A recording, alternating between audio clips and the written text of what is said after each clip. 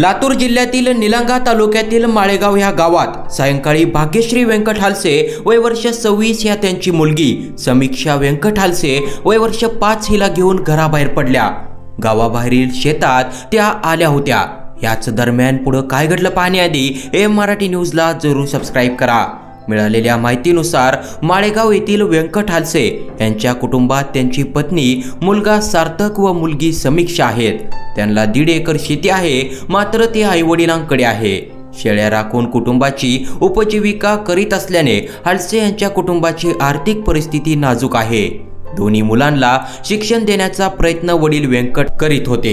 दरम्यान आपली दोन्ही लेकरं CBSE इंग्रजी शाळेत शिकावीत अशी इच्छा त्यांची पत्नी भाग्यश्री यांना होती। त्यामुळे त्या पतीकडे वारंवार चौकशी करीत मुलांना CBSE शाळेत पाठवू असे म्हणत होत्या।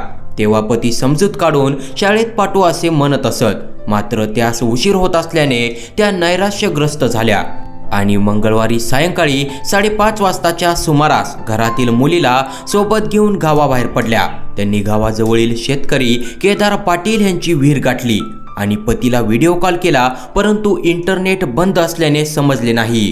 त्यानंतर पुन्हा फोन आला आणि आईसोबत आले पप्पा असे मुलगी म्हणाली। ते शेवटचेच बोलणे झाले।